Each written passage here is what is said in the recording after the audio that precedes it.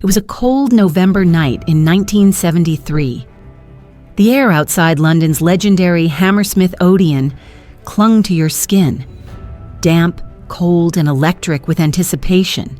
Inside, it was a different world entirely. The packed venue pulsed with life. 3,500 bodies pressed together under a fog of cigarette smoke, beer fumes, and the faint trace of patchouli oil. The stage was bathed in deep purples and burning reds, shadows dancing across the ornate Victorian balconies as if the building itself was alive and breathing in time with the crowd's anticipation. Tonight wasn't just another concert.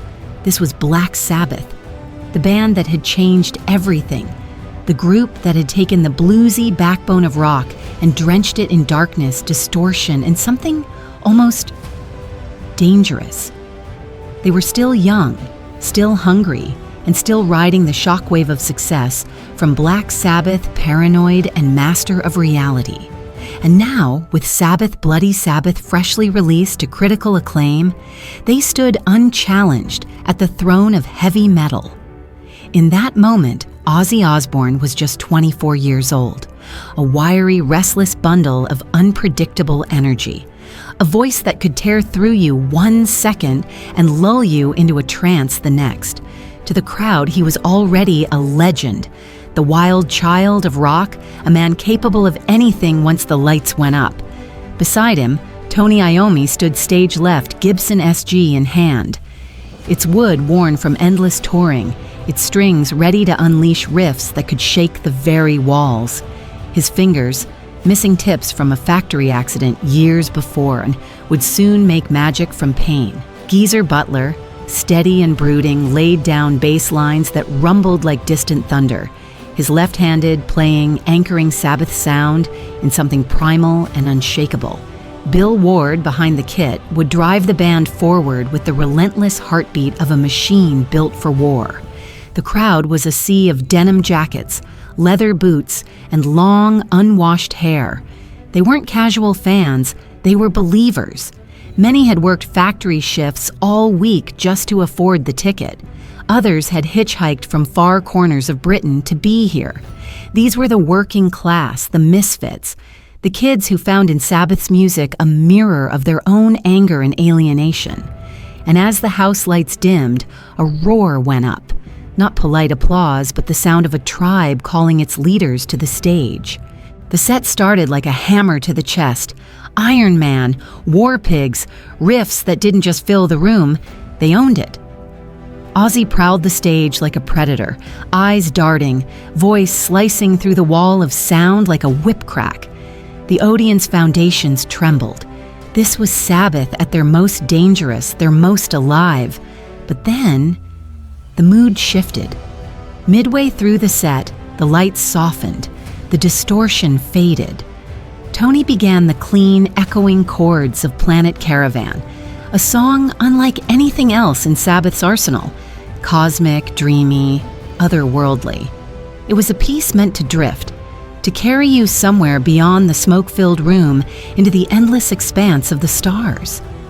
Geezer's bass pulsed gently, Bill's drums whispered, and Ozzy's voice lowered to a delicate, almost spiritual murmur.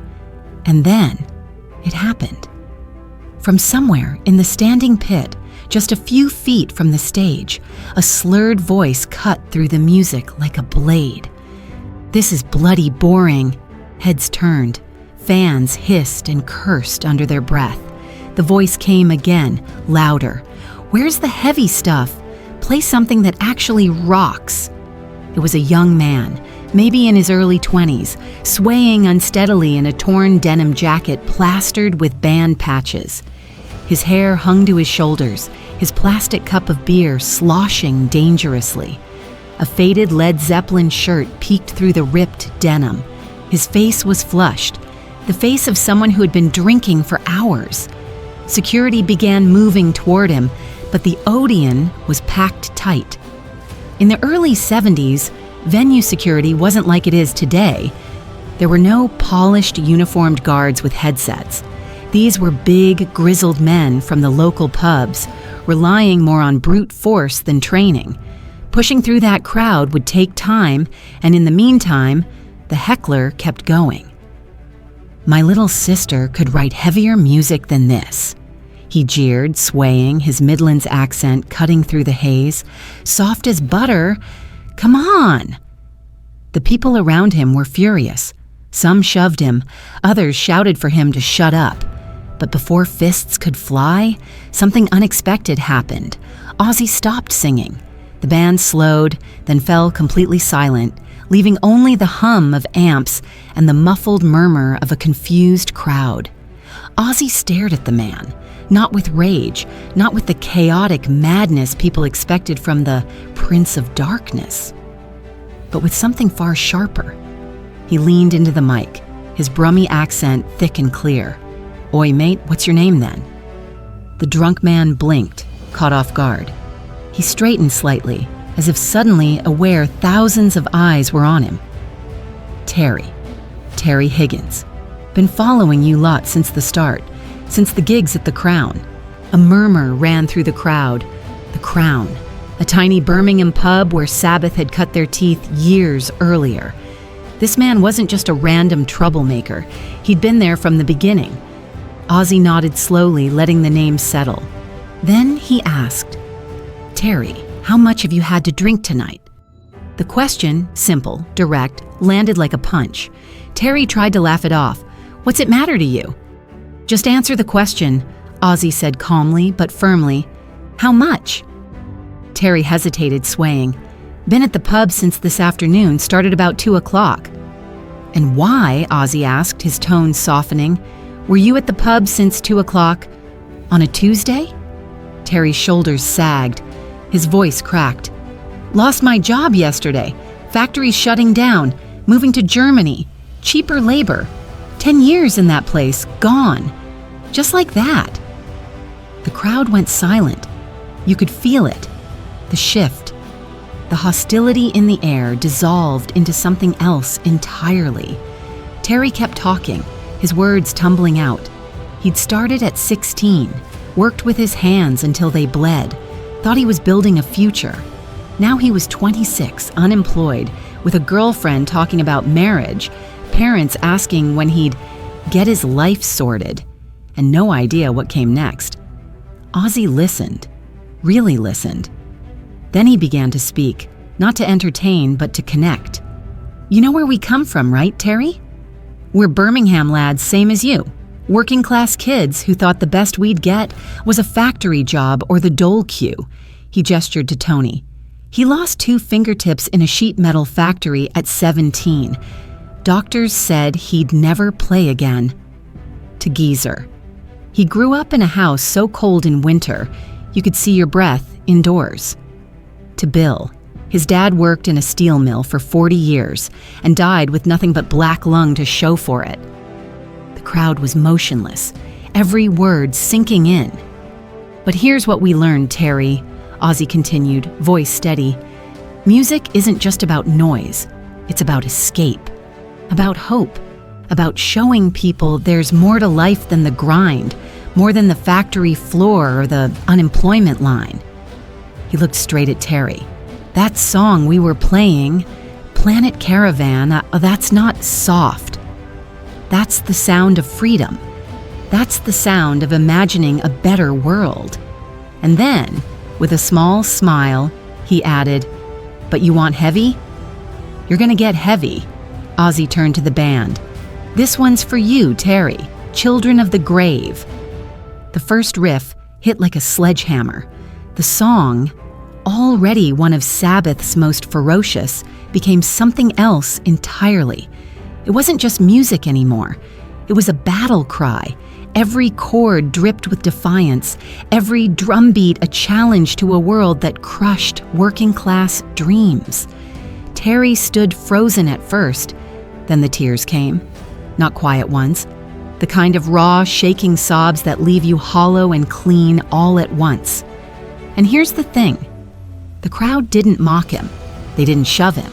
They reached out, hands on his shoulders, words of encouragement, strangers becoming allies in the space of a song. When the last note hit, the applause was deafening. But it wasn't applause for just the music. It was for the moment, for the reminder that music could be more than entertainment. It could be solidarity. Ozzy wasn't done. "Terry," he called, "come up here a minute." The security guys tensed, but Ozzy waved them off. The crowd parted as Terry made his way to the stage, climbing up with the help of a roadie. Ozzy slung an arm around his shoulders. "This," Ozzy told the audience, "is what rock and roll is about. Not ignoring problems, facing them. Together. Terry's fight is our fight." From his pocket, he pulled a guitar pick, black with Black Sabbath stamped in white, clearly worn from use. "This is for you. Keep it. And remember, Jan, you're not alone." Terry broke down again, hugging Ozzy as the Odeon roared. Tony began the opening of Iron Man, slow, deliberate, almost mournful. The band played it like a hymn, the crowd swaying together, the music no longer just a performance, but a shared promise. That night would become legend. Word spread through fanzines, music mags, and whispered conversations in pubs. People said it was the night Sabbath proved heavy metal could have a heart. The night Ozzy showed the world that beneath the chaos was a deep well of empathy and connection. And for Terry, that night changed everything. Within a month, he had a new job, not in another factory, but at a community center helping other unemployed youth. Eventually, he became a counselor, an organizer, even starting a nonprofit. And every time he looked at that worn guitar pick, he remembered that in his lowest moment, his band, had reminded him of his worth. Years later, whenever Sabbath played London, Terry would be in the front row. And Ozzy, he'd always find him, always give that small nod. A silent acknowledgement of the night, a heckle, became a rallying cry. Because sometimes, the loudest thing in rock and roll isn't the music. It's the compassion that keeps it alive.